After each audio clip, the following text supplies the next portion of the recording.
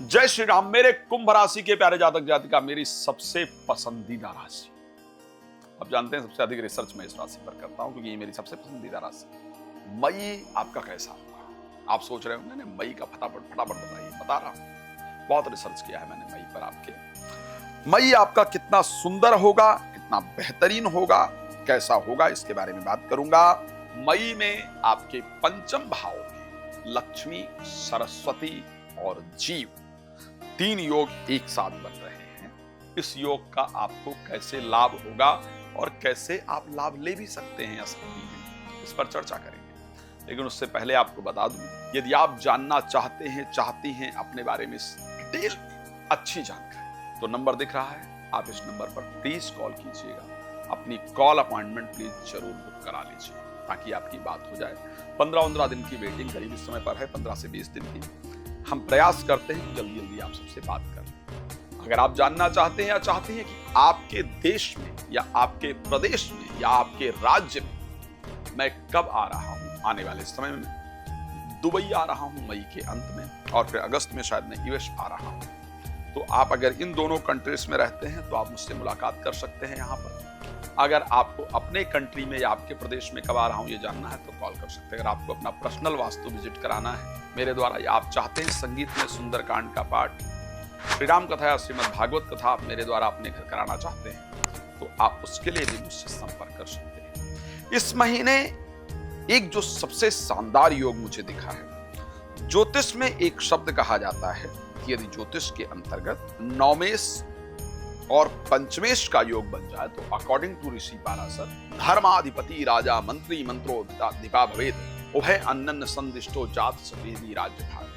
पंचमेश और नवमेश का संबंध बन जाए तो वो आपको राजयोग देने वाला संबंध कहा जाता है। और इस महीने का बिल्कुल अंतिम तारीख 29 तारीख को आपके पंचम भाव पर जीव के कारक बृहस्पति, लक्ष्मी के कारक शुक्र यानी नवमेश और सरस्वती के कारक बुध एक साथ एकत्रित होना। इनका एकत्रित होना आपके ब्रेन को बहुत शानदार बना देगा और बहुत पॉजिटिव डिसीजन लेने वाला बना देगा।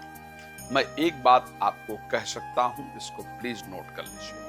अगर आप गाड़ी बुक कराने की सोच रहे हैं या सोच रही या लाने की सोच रहे हैं या सोच रही, कोशिश कीजिए 29 से और 1 जून के बीच में कराइए प्लीज।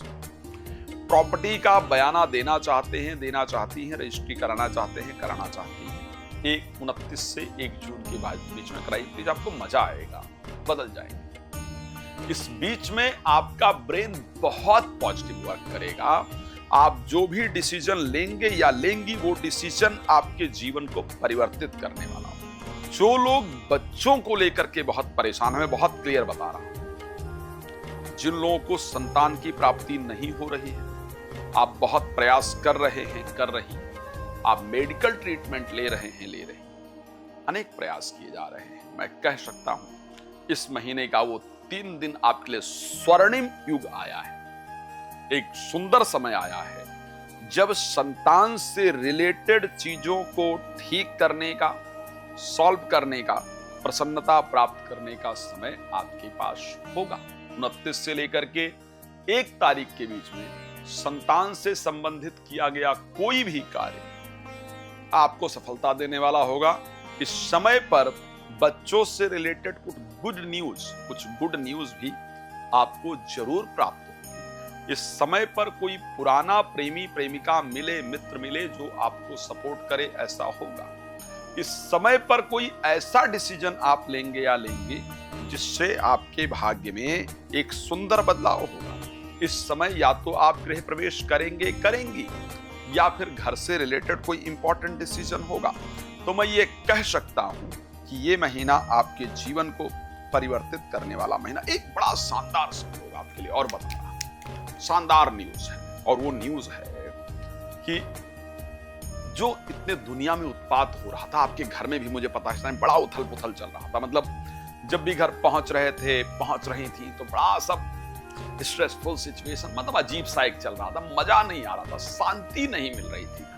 आप भी परेशान थे कि मतलब शांति लाइफ में कैसे आए, कैसे चीजों को बेहतर किया जाए। तो इसका रीजन था मंगल और शनि का एक साथ गोचर आपके सेकंड हाउस में हो रहा था। खैर मंगल आप इन्वॉल्व रहे हैं जो पूरे विश्व की हालात हुई है उसको लेकर के। 11 तारीख को मंगल राशि परिवर्तन करके मेष राशि में पहुंचेंगे और सूर्य के साथ पहुंचेंगे। जब मंगल सूर्य के साथ पहुंचेंगे तो पंचमेश और दशमेश का योग, यानी आपके जीवन साथी को या आप जिनसे प्रेम करते आपके स्पाउस को एक वो रिजल्ट मिलेगा जिसकी नीड है, जिसके लिए वो बहुत दिन से इंतजार कर रहे हैं, कर रही हैं।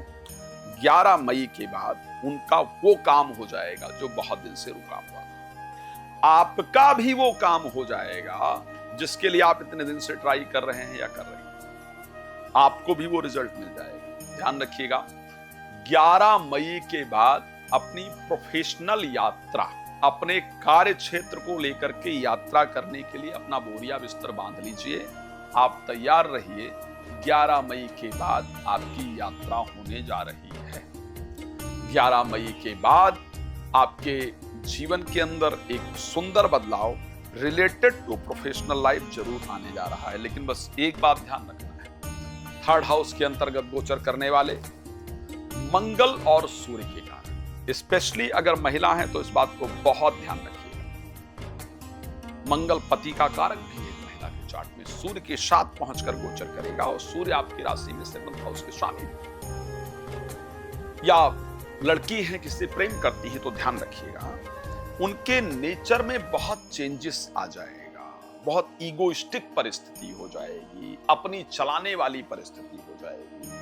तो आपको लगा चाहे ज्यादा दिन के लिए नहीं है, थोड़ा धैर्य धारण कीजिएगा, थोड़ा धैर्य धारण कीजिएगा, आपको ये परिवर्तित होते हुए दिखेगा ही दिखेगा। ये सिर्फ 14 तारीख तक है।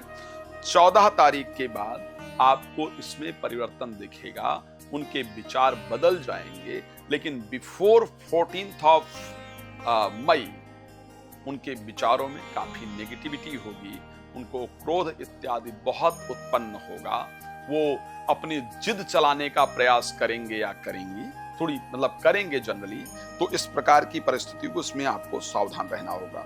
आपको यात्रा अगर करनी है तो स्पेशली थर्सडे और फ्राइडे सेलेक्ट कीजिएगा। शनिवार को 11 तारीख से पहले कोई यात्रा प्लीज अगर हो तो उसको रोकने की प्रयास कीजिएगा। नहीं अगर रोक सकते हैं तो हनुमान जी की आराधना करके तो अपनी यात्रा को प्रारंभ कीजिएगा। मैं जानता हूं आपको अपने बारे में बहुत कुछ जानना है, लेकिन क्या करूं, समय बहुत इजाजत नहीं देता है। इसलिए रिक्वेस्ट करूंगा आप अपनी कॉल अपॉइंटमेंट बुक करके अपने बारे में डिटेल जानकारी प्राप्त कर सकते हैं, मुझे कॉल कर सकते हैं, जानकारी प्राप्त कर सकते हैं, कर सकती हैं। साथ में आपके देश में, आपके प्रदेश में कब आ रहा हूं ये जानना है तो भी कॉल कर सकते हैं। धन्यवाद आपका जुड़ने के लिए। जय श्री राम।